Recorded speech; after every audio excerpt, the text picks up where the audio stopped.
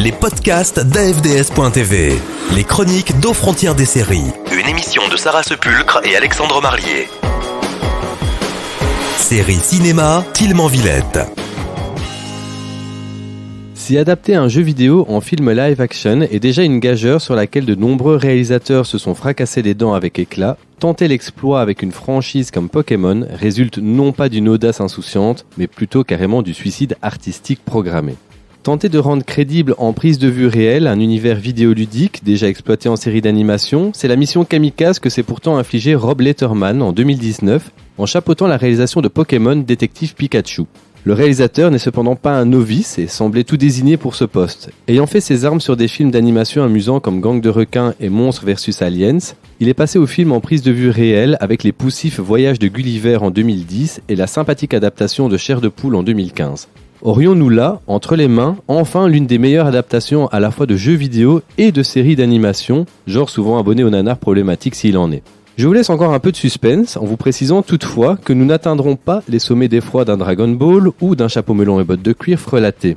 Pokémon Détective Pikachu s'affranchit déjà de ses peu glorieux aînés par la présence d'un embryon scénaristique. S'il ne faut pas chercher la complexité où elle n'est pas, force est de constater que le film s'emploie à raconter une histoire originale, se démarquant par là même de son matériau de base déjà surexploité. Nous y suivrons les aventures de Tim Goodman, un jeune comptable ayant remisé au placard ses rêves de devenir dresseur de Pokémon suite au décès de sa mère et à l'absence de son père Harry. Apprenant le décès de ce dernier dans un apparent accident de voiture, il s'en rend à Rhyme City, la seule ville dans laquelle les humains et les Pokémon vivent en harmonie sur un pied d'égalité.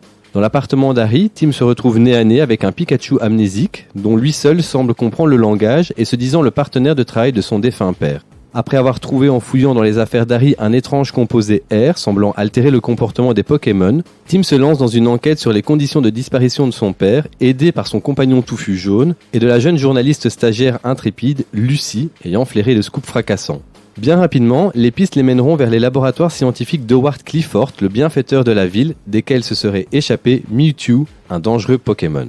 On l'aura vite compris, si le scénario ne révolutionnera pas le genre, il se dote pourtant d'une intrigue suffisamment construite pour permettre quelques habiles, bien que prévisibles, retournements de situation.